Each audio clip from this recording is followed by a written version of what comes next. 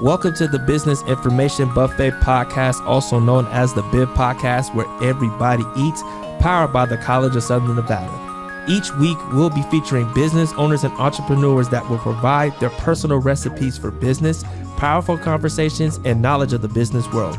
We amplify the stories of various backgrounds, cultures, and expertise. Our self-identity is as diverse as our social community. We cultivate a community of like-minded individuals that share their different perspectives, broadening our worldview.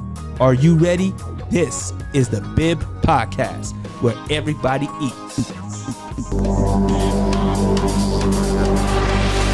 Ladies and gentlemen, are you ready? Welcome back to the Business Information Buffet Podcast, also known as the BIB Podcast, where everybody eats, under the operation of the College of Southern Nevada here at the North Las Vegas campus for another impactful, extravagant, advocate episode. I'm your host, Tory, with our DJ Icebreak. And unfortunately, Icebreak's not here today, but we're going to keep on with his honor.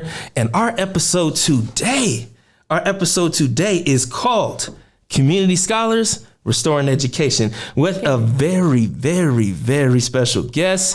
Now, ladies, gentlemen, and today's guest is advocating for her community, scholars, and educators to restore education. Our guest today is a Las Vegas native and a former K-12 Clark County School District student. She earned her Bachelor's of Arts degree in Political Science, Master of Arts degree in Urban Leadership and Public Policy at the University of Nevada, Las Vegas, even though it's Wolfpack gang.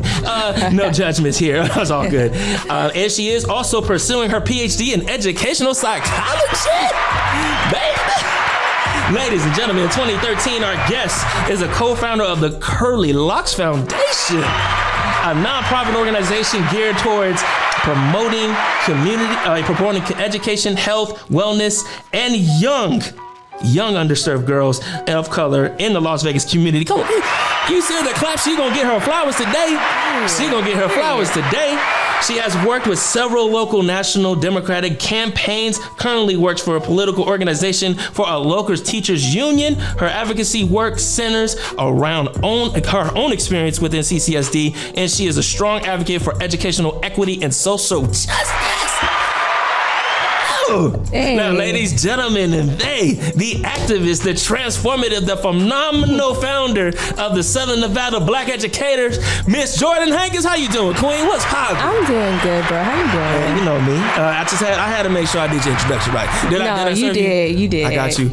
It was lit. Come on now. I appreciate that. I do what I can, and when I do it, You really did it. I feel like I was supposed to come out fighting or something after that. Like, listen, let them know you gonna get your flowers today. Period. Okay. And I appreciate that. That's no problem. But please let the people know who you are, Miss Jordan. So for those who don't know, my name is Jordan Hankins. I am the founding director of the Southern Nevada Black Educators Initiative. Word. Right. I am currently pursuing, I've been in CCSD, Nevada's education system, specifically Southern Nevada's education system from start to finish. Right. We went to Brindley together. We did go to Brindley Middle School together. I graduated from UNLV at some point. It took me a long time to get there, but I did it with my undergrad in political science. Then I earned my master's recently in urban leadership and public policy, and I'm currently pursuing, I start my doctoral program in August, which I'm so excited about. Come on now. Right, in educational psychology. I guess the essence of me is just, it's all wrapped around in social justice and based around social justice and making change. So that's how I like to classify myself. No, man, first of all, congratulations to you getting into the PhD Thank program. you. I'll be joining you. Man, listen, you're right. But I sit back and I tell you, because we did go to Brindley Middle School together. That was a different time back then. It was a lot of rough time, but middle school, I guess, is when you really get your first exposure to reality. And we are products of CCSD. I know, Absolutely. In a sense, it's kind of like we're proud of it, but then a huge part of it is like a lot of us were scarred from it. Right, coming from out of the school district, respectfully, because there were some great teachers we had, and there was also some teachers who didn't give us the best influence, right, or didn't. Right. Then, there was so much further a teacher could have gave it, because we saw teachers more than we saw our parents throughout Absolutely, the week, right? Right. And imagine if we had majority of the teachers really pour into us like that positive energy that that we could have had. But I mean, a lot of us, we were going through a lot, didn't know how to process a lot at the time too. So talk about that experience. Like what led you to not only pursue educational psychology, but to also create the Southern Nevada Black Educators Initiative? So it definitely came from, it was based on need, right? And my own field observations of what was going on in the Clark County School District, right? So when I was completing my undergrad, we had to do a capstone project, right? And all of my all of my colleagues or classmates were completing their undergrad projects and like their research projects in like NATO or international relations. And I was like, I want to make a change here where I live. Not to say that that's not important to me either, international relations, because it does affect me, but how can, like, everyone I know has gone to prison or jail at some point or has not made it to this college level that I'm so grateful to be at. So, and it opened me up to so many different experiences, right, and opportunities. So I started to do the research and I came across the school to prison pipeline. I had already known a lot about it, but just to see all the variables that affect that or, that contribute to that. So the lack of representation, the lack of Black teachers, students not being able to have the resources they need. Educators don't have the resources within the class. So that kind of that's where it all started. So that's where it all started. And so, for one, applause for that too. Thank you. Because like, I know we talked about this offline, but I know at times you catch a lot of heat for not being quote unquote an educator, right? But what would you classify an educator? Oh, that's a good question. Because you did ask me that. Well, you kind of mentioned that. So an educator is someone who's able to teach others and able to guide others and lead, right? So that's how I classify an educator. You don't have to be of course, as the traditional sense, and I don't want to... No disrespect. Definitely never disrespect educators, because I have the highest level of respect for educators, obviously, because I advocate for them every single day. But, I have taken on an educator role without having to be within the classroom. So makes sense. For sure. So what skill sets from your experience being in the working in these campaigns have prepared you to work with educators and organizations in education? Being exposed to legislators, and also being able to work in politics, it gives you a different lens to be able to advocate correctly for Black teachers specifically, right? Because you see that there is a lack of funding, a lack of support, and so you see it from the legislative side, right? And then I'm able to work with teachers every single day, right? And I'm in those lounges and I hear the worst conversations, educators they're talking about the students' names or what they have on, or, my students, they don't even know how to write their name and I need to send them to jail. I need to call the police on these students. These are the conversations that I hear every single day. So I feel like I do have a unique lens, like I said, to be able to advocate for this population. And for the Southern Nevada Black educators, how has the initiative been able to essentially restore the narrative for our young youth of color, right? Or our students? How have you been encouraging our Black educators to essentially support our students of color and students in general too, of course? Yeah, so that's with using African principles a lot in our work. So we have a mentorship. So pretty much the Southern Nevada Black Educators Initiative, we are attacking this issue from different points, right? So we have our pipeline issue. And that's crazy. So what we do there is we have a program that we launched with UNLV's College of Education, and we mentor Black College of Ed students, right? And that's giving them that empowerment and a voice to be able to complete their College of Ed program, right? Okay. So, and that's dope, right? So and it's proven to be super successful thus far, and we're only in our pilot program, so we plan to continue this in the fall and years to come. Okay. Right. And our next piece, and I don't want to speak too much to it because people be like, stealing my ideas out there. But but that's fine. It's documented now. No, right. But we also, and this is something that we're actually working on right now, is to really target Black students within the Clark County School District and Black community members to be able to improve the perception of the education field here in the Clark County School District, right? Because years ago, back before pre-desegregation, desegregation, Right. Black teachers was like celebrities in That's their true. neighborhoods. You know what I mean? Like they made a lot of money. They all had master's degrees, PhDs. So we want the Black community here in the Clark County School District to start viewing our educators and the education field like we did back then, right? And back to your point, what we do try to instill in our educators is the 3 A's, which is something that Dr. Vanessa Siddle Walker, who's like an amazing educational scholar, something that she talks about is advocacy, aspiration, and access. So we instill that in our educators to be able to instill that in our students, right? And I'll kind of get to more of that if I can. Yeah, of course. Okay, so the 3 A's is something that, so doing this work, I love like everything education, right? I came across Dr. Vanessa Siddle Walker, who's done a lot of research on the pre-desegregation of education, right? And the tactics that Black teachers employed prior to the schools being desegregated. Right. And because we can tell there has been a shift, right, in our communities and how we interact with our students, especially our Black students, right?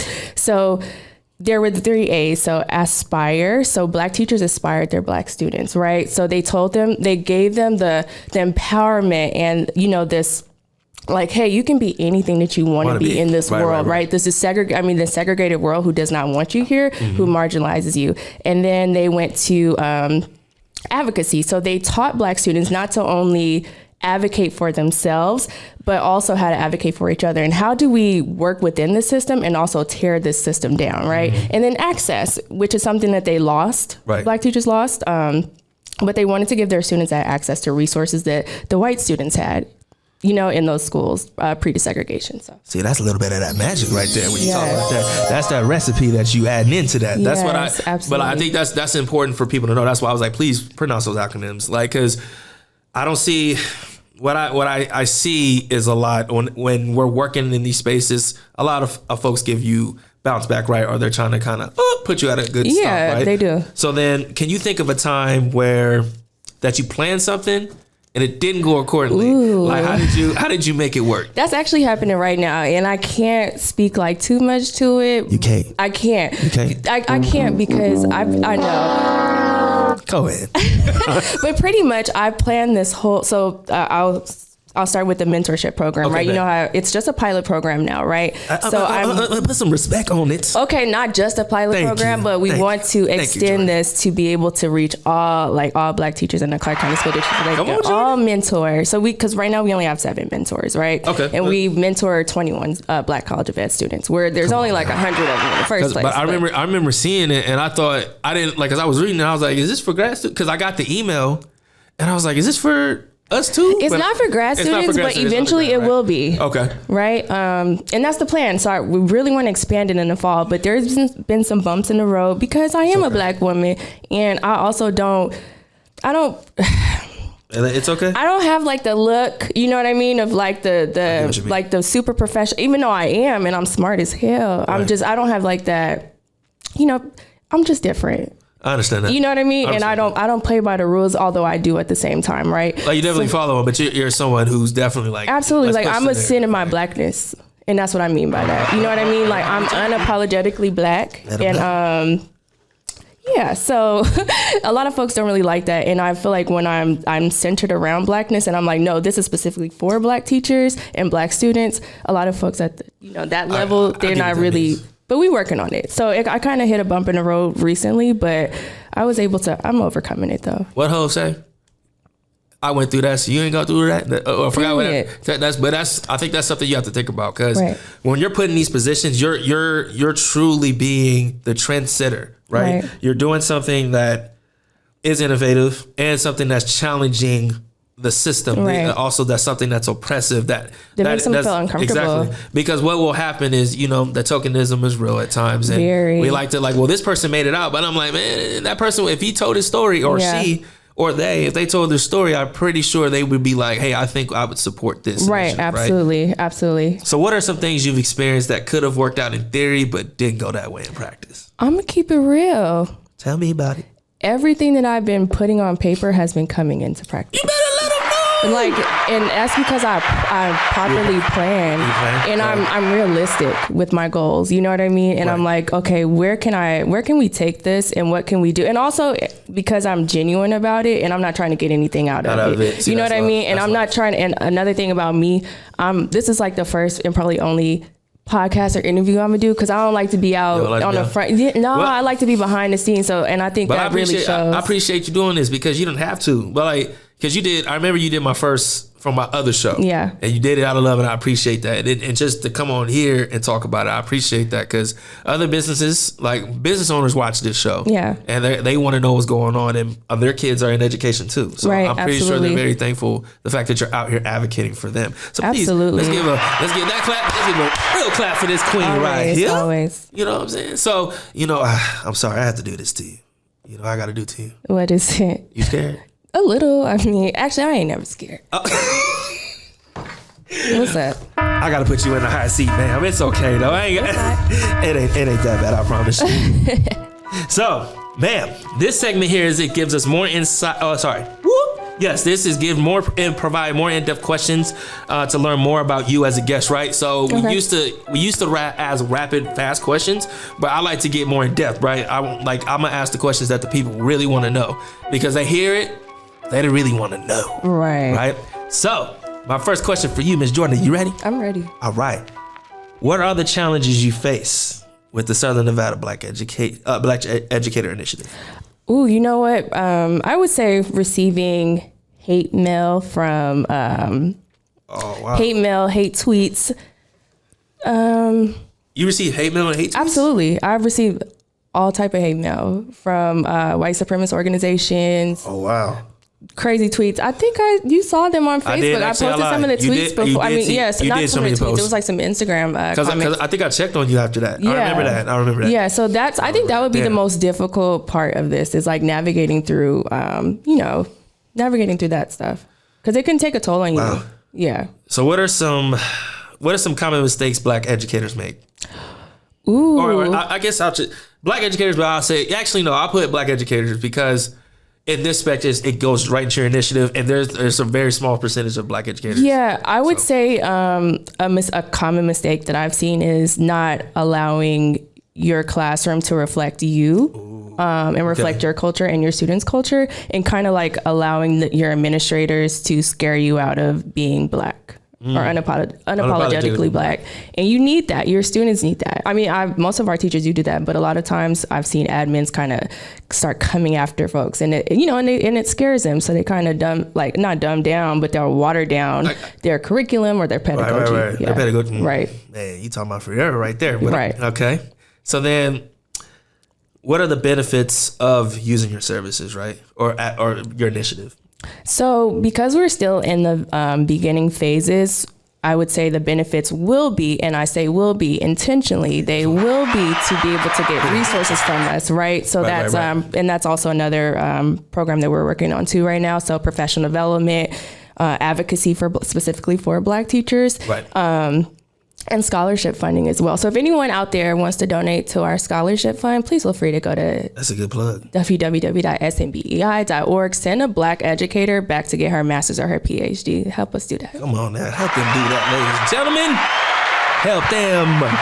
So what would you say have been the benefits of this initiative? The benefits are wow. I remember during Christmas break, I interviewed a lot of teachers, a lot of Black teachers, and especially a lot of teachers over at Parsons Elementary School. And when I tell you, I cried meeting with them. It was all via Google Meets because I had COVID. But just listening to their stories was so empowering to me, and how they empower their students and work with their students to be the best that they can be. Right. So I think that's one of the main benefits for me. So that's phenomenal, man. Okay. Just being able to listen to stories, you know what I mean? And being able to help folks, that's a benefit. So like with everything that you've expressed to us today, I have this one, the question I have is, because I've known you all my life. I've known you all my life. Yeah. How has the transition been from the casinos to education to campaigns to now being an educator. How has that and now being a PhD student? Hey, I'm gonna keep it real. Everything is connected. So I had to work in casinos and be a cocktail waitress because I ain't had no other job. You know what I mean? I remember like getting out of work at like 8 a.m. from serving drinks all night to being in class at UNLV for a 9 a.m. class. You know what I mean? So the struggle was very real, but I always knew that there was, and not to say that that's not big, you know what I mean? Or that's not a career attainment, but I just always knew that there was more for me out there, and that's why I always hustled to get there.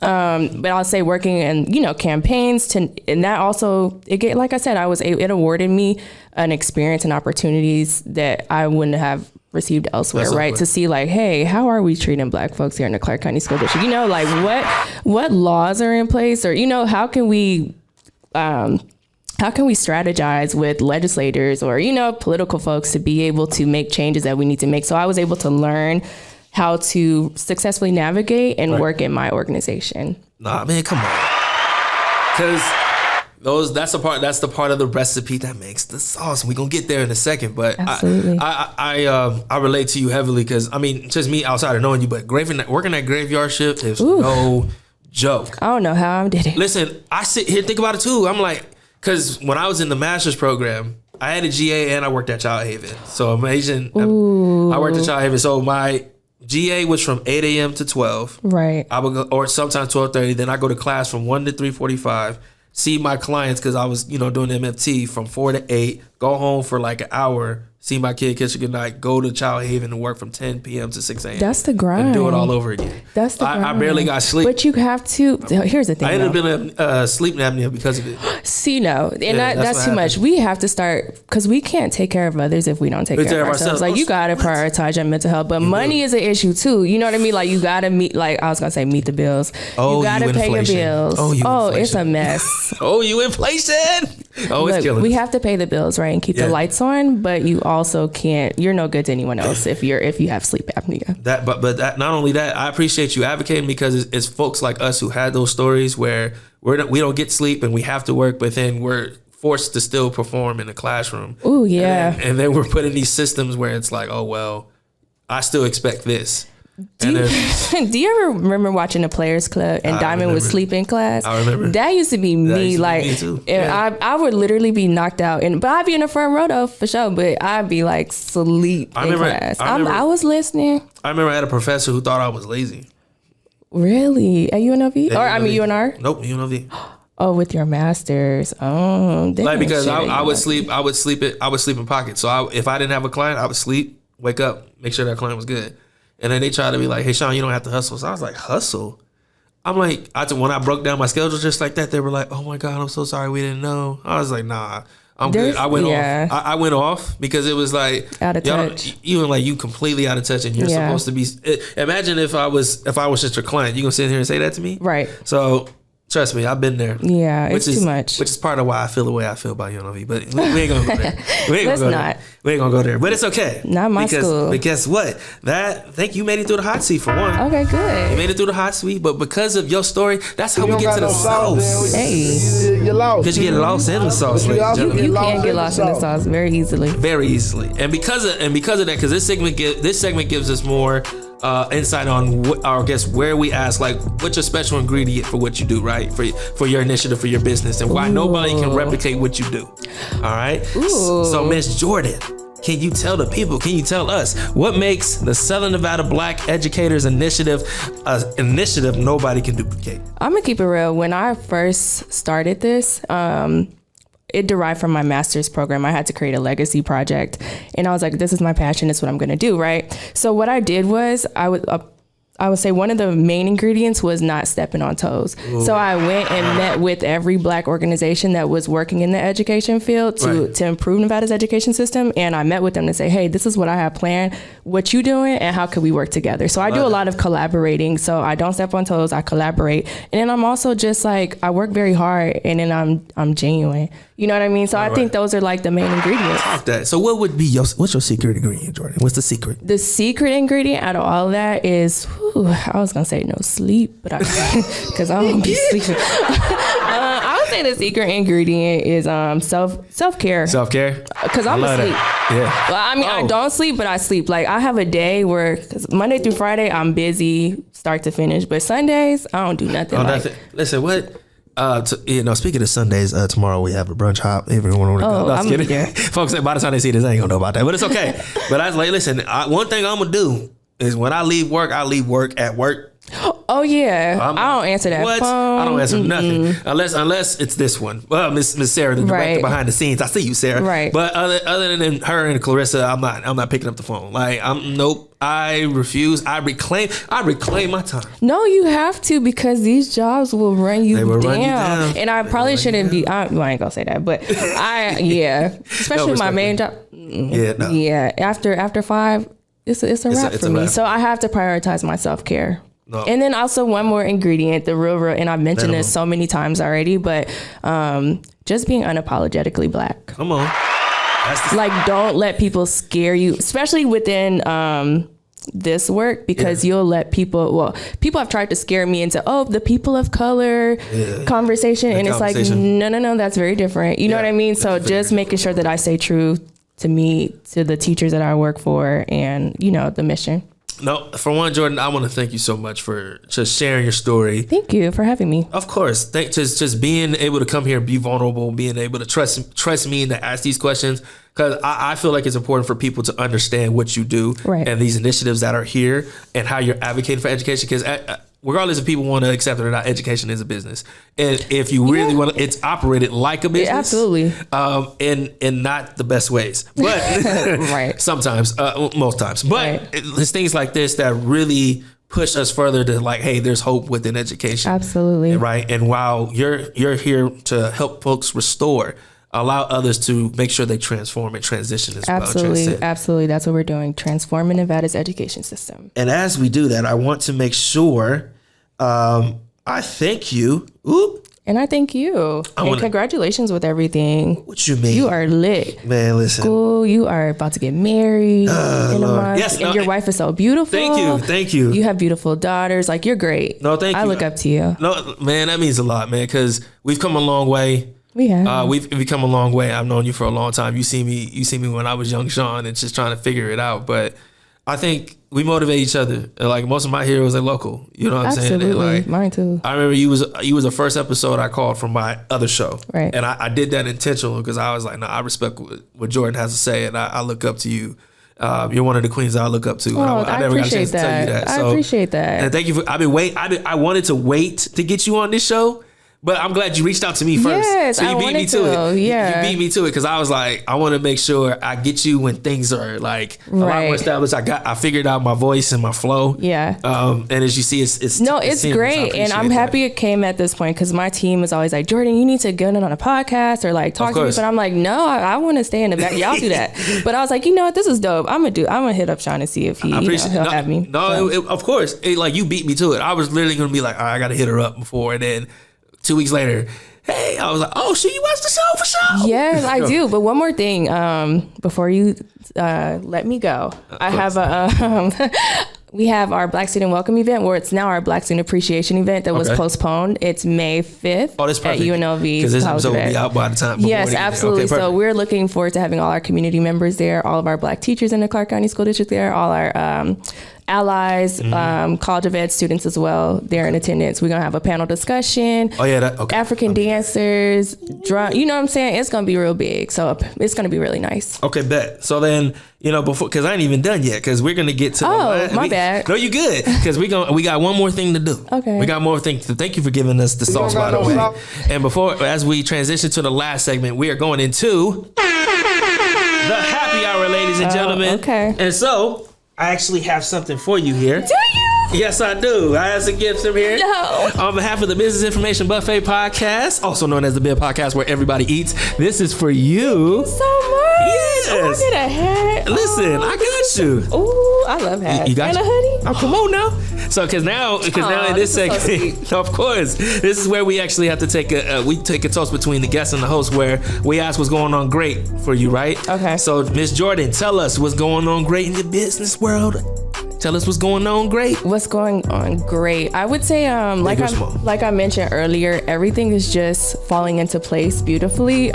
We have an amazing group of Black educators right now who are mentoring Black College of Ed students, and they really love what they're doing, and they're just reporting back like the best news, and it's beautiful. So I think that's what's going the best right now. Miss Jordan, salute and prayers for you. But what about you? What's going good with you? Oh, wait a minute. Ain't no one ever asked me what's going on good. What I have going, I can't say. Okay. But you'll find out after April 23rd. After April, that's coming up soon. After April 23rd, people will see. All right, bet. I can't say it publicly, but no, I feel you. I can, right. Yeah, after April 23rd, because after April 23rd, folks are gonna be like, oh. That's all I can say. All right. So, but toast to you. Cheers. Cheers.